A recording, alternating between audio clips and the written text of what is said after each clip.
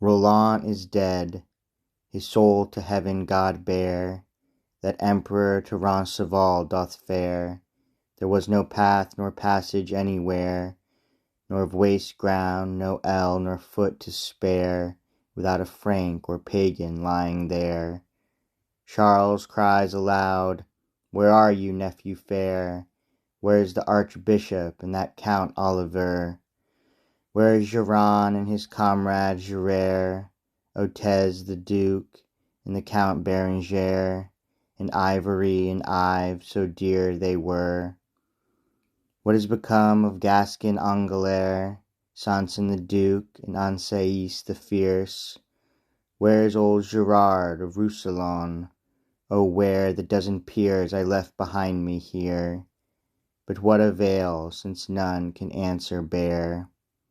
God, says the king, now well may I despair I was not here the first assault to share.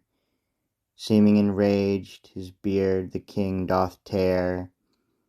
Weep from their eyes barons and chevaliers, 1,000 score, they swoon upon the earth. Duke Naymes for them was moved with pity rare. No chevalier nor baron is there who pitifully weeps not for grief and dule. They mourn their sons, their brothers, their nephews, and their liege lords and trusty friends and true. Upon the ground a many of them swoon. Thereon Duke Naymes doth act with wisdom proof.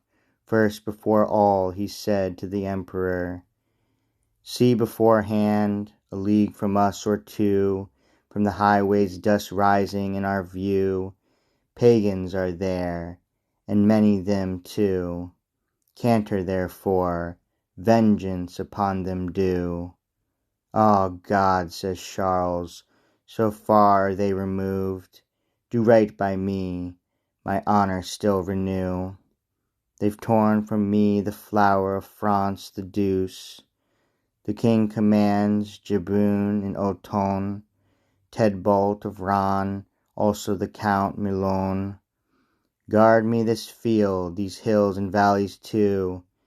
Let the dead lie, all as they are, unmoved. Let not approach lion, nor any brute.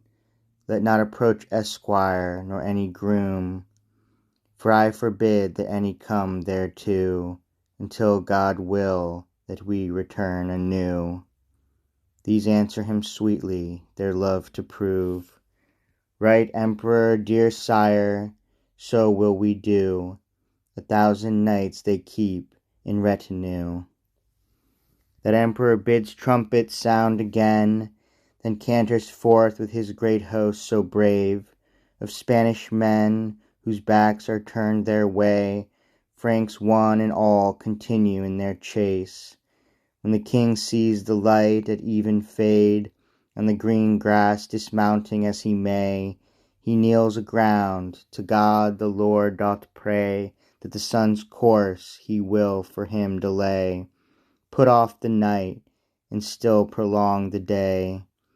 An angel then with him should reason make, nimbly enough appeared to him and spake, "Charles, canter on, light needst not thou await. The flower of France, as God knows well, is slain. Thou canst be avenged upon that crimeful race." Upon that word mounts the emperor again. For Charlemagne a great marvel God planned, making the sun still in his course to stand. So pagans fled, and chased them well the Franks through the valley of shadows, close in hand. Toward Saragosse by force they chased them back, and as they went with killing blows attacked, barred their highways and every path they had. The river Sebre before them reared its banks. 'Twas very deep, marvellous current ran. No barge thereon, nor droman, nor caland. A god of theirs invoked they, Tervagant, and then leaped in, but there no warrant had. The armed men more weighty were for that. Many of them down to the bottom sank. Downstream the rest floated as they might hap. So much water the luckiest of them drank, that all were drowned with marvellous keen pangs. An evil day, cry Franks, ye saw Roland. When Charles sees that pagans all are dead, some of them slain, the greater part drowned, whereby great spoils his chevaliers collect, the gentle king upon his feet descends, kneels on the ground, his thanks to God presents. When he once more rise, the sun is set. Says the emperor, time is to pitch our tents, to Roncesvalles, too late to go again. Our horses are worn out and foundered. Unsaddle them, take bridles from their heads, and through these meads let them refreshment get.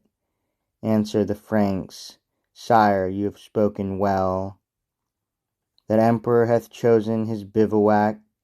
The Franks dismount in those deserted tracks, their saddles take from off their horses' backs, bridles of gold from off their heads unstrap. Let them go free. There is enough fresh grass.